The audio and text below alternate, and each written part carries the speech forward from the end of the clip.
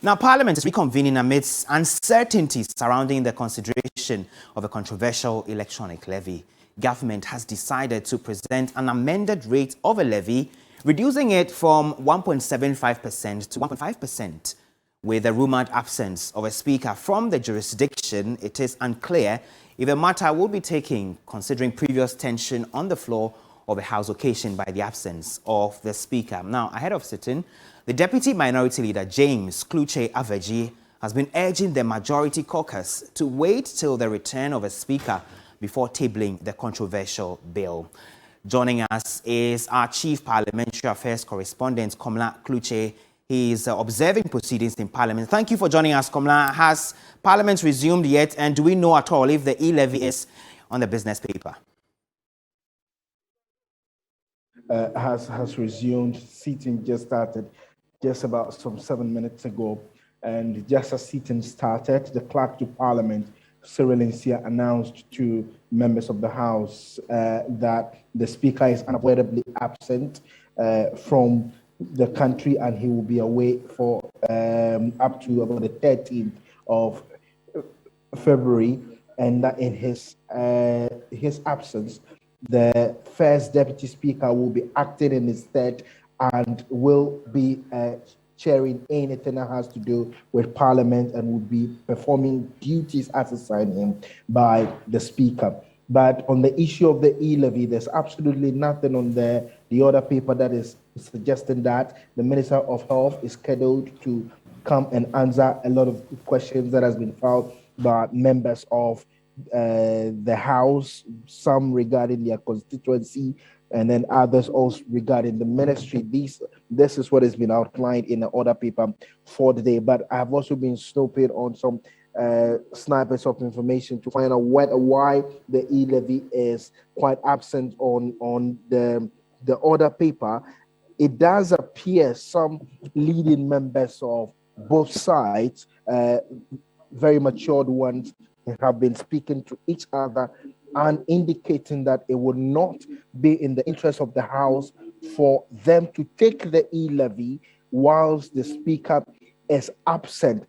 This presumably is being considered because of the chaos and the fight that ensued the other time. For them to avoid this, the best thing for them to do is to just allow for further consultations whilst they would equally wait for the Speaker's comeback, and then this can be done. I can tell you, when it comes to attendance, it's not too encouraging. Not many of them are in the House now. I've seen quite a few of the minority members as well as a few of the majority members. Both leaders, the majority leader and the minority leader, with their deputies and their whips, are actually in the chamber as I speak with you. Thank you, Komla Kluche. Hold on for me. Joining us is Ahmed Ibrahim. He's a Deputy Minority Chief Whip. Thank you, Mr. Ibrahim, for joining us. So the minority position is that the suggestion, I should call it, you want the majority side to delay this particular consideration of a bill until the Speaker returns. Do we know exactly why this position is coming up at this time? Hello, Mr. Ibrahim. Mr. Ibrahim. Mr. Ibrahim cannot hear me. We'll be reconnecting to him. Yeah, I can hear you now. Okay, great. So I wanted to find out exactly why this proposition at this point. Why should the consideration of this particular levy delay until the Speaker returns? Roland, let me say a very good afternoon to your cherished viewers. As a matter of fact, we in Parliament are here today. The E-Levy is not on the business of today, and I'm not sure it will be taken even tomorrow. Okay. So we are planning to raise it on the floor to know the leader of government business official position on the E-Levy, as to whether they are still pursuing it, as to whether they are withdrawing it, or as to whether they are suspending it. We don't want to be speculating. Okay. So Parliament, we've just started, and we are going to raise it officially on the floor to know government official position and the current status of the E-Levy. Okay, and your position still remains that nothing at all, or you are willing to, get to a certain compromise with the majority on this, even as they've proposed a 1.5%, a reduction of a 1.75? Roland, they themselves are not convinced. It looks as if government doesn't know what government is doing. So whether 1.5, 1.75, our position still remains absolute, that the minority will go against the E-Levy in this current form, because Ghanaians have not been widely consulted and the telcos have not been widely consulted. Okay. The mobile money operators have not been widely consulted. The opinion and stakeholders in Ghana, mobile money operators, wrote to the majority that they wanted to meet them. They ignored them. Okay, thank you very much. Ahmed Ibrahim is a Deputy Minority Chief Whip. And Komla, before I let you go, do we know at all if the other members of Parliament who are currently not in the chamber are anywhere near the jurisdiction, so they come so business continues? Well, that's for the whips to actually know of, and normally with their strategy, they are in touch with their members and they know when they would need them to come take a decision. But just speaking with you, the minority leader is just raising a concern with the majority leader regarding why the E-Levy is missing and it's not on the order paper. He's actually putting a question to him that, as per the business statement presented to the House last week Friday, the majority leader did indicate that the E-Levy will be part of considerations for Wednesday. The minority leader is just raising the questions on it as to why it is not on the order paper, and further asking for an assurance from the majority leader whether it would be a part of it for tomorrow. We are yet to receive an answer from him, but this is what is currently ongoing on the floor of the House now, which we are still monitoring. Komla Kluche, our parliamentary affairs correspondent there, giving us a picture of what the situation is in the House as we speak. Trust that will be crossing over for any subsequent developments in the House. But let's stay a while longer on this subject of mobile money transactions, because data from the Bank of Ghana shows a significant drop in the value of mobile money transactions in December 2021 after the consistent increase in the previous 3 months. Now, this happened soon after government's proposed E-Levy. Now, we're here to get some more insight into these figures by the Bank of Ghana. My colleague Dennis Wedam is with the News Planning Department, is joining me. So, Dennis, this figure, as we know, cedis or dollars? It's in cedis. Okay. It's in Ghana cedis. Yeah. And do we know if there were any contributory factors to this, per the data from the Bank of Ghana? The data as we have it does not seek to give any explanation, but except to give you the nominal values of how mobile money has fared within the year and makes a comparison over the previous year. So when you look at the data, you'd notice it's striking that the volume of transaction or the transaction value in December had dipped. As compared to the previous year, you'd notice that in December, the transaction value had gone up. Okay. I mean, December is a festive season, so one would expect that in December, you have a lot of transactions go on.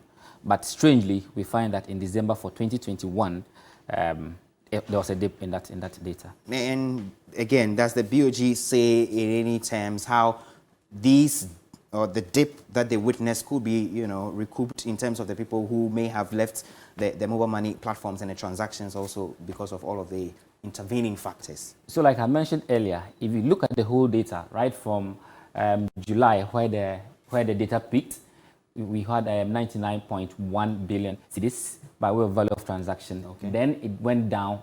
But when you look at from September up to November, there had been an increase.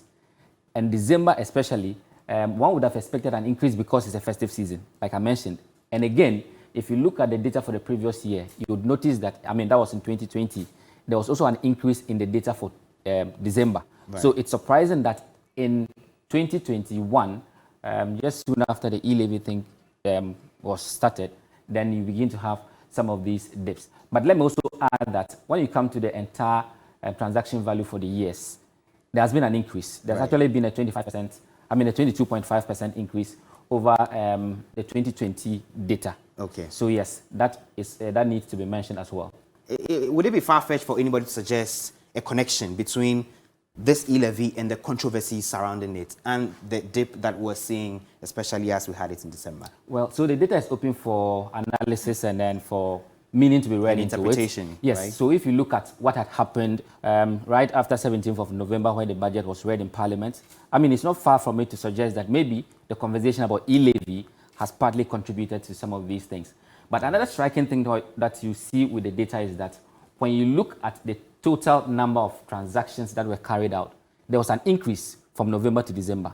One would have expected that the number of transactions would translate into the total value be also increasing. But unfortunately, that did not reflect.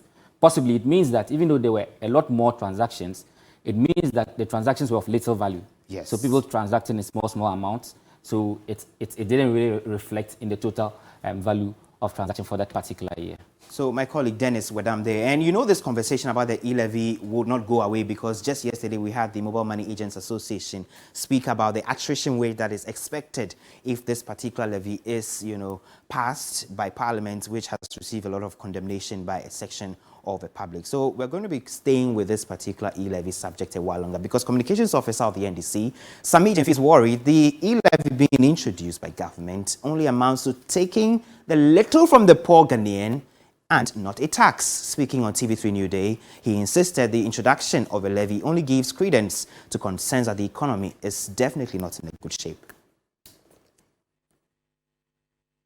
You tell us only in August 2020 that Mumu should not be taxed. You get elected into office and you introduce a 1.75% tax, and now he has gone sash. Where is Dr. Bawumia? Have you heard him on the e-levy?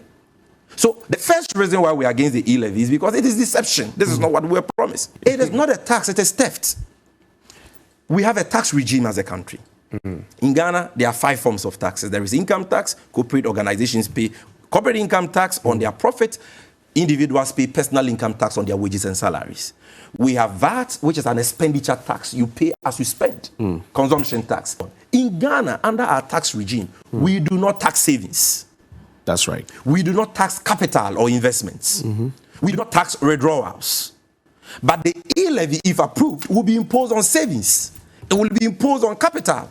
It will be imposed even on non-taxable funds. You have borrowed 224 billion in only 5 years. You couldn't create jobs with 224 billion. You are not even able to pay NAPCO beneficiaries with borrowed funds of 234 billion. Now 6.9 billion. What magic can 6.9 billion do? Master, this year, they are saying that the agenda for creating jobs is YouStart, entrepreneurship. They've budgeted 1 billion for that. They are projecting to rake in 6.9 billion from e-levy. That is just a projection, 6.9 billion. Do you know how much they have allocated out of that 6.9 billion e-levy receipts to YouStart? 385 million. That